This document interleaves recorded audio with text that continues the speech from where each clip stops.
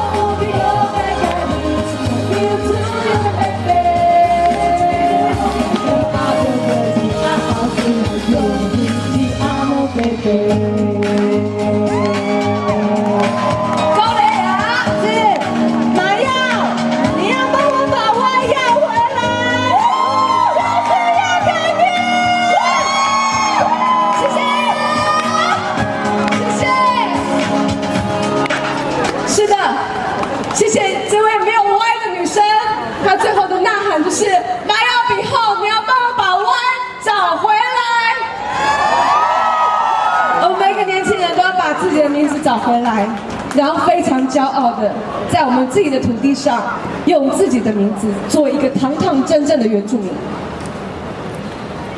接下来我要欢迎我们的，我先确定一下，等下介绍错误。好，没错哈。下位这位演说人呢，一直陪伴我们这群年轻人，也告诉我们很多过去他们辛苦的历程。88风灾在凯道上的一个抗议，然后再来是去年的一个花东的一些土地案件的一些抗议，在这位前辈身上，我们学到了很多的东西跟坚持，还有用对的方式去争取对的事情。我们要欢迎我们最喜欢的欧美牧师，掌声欢迎一下。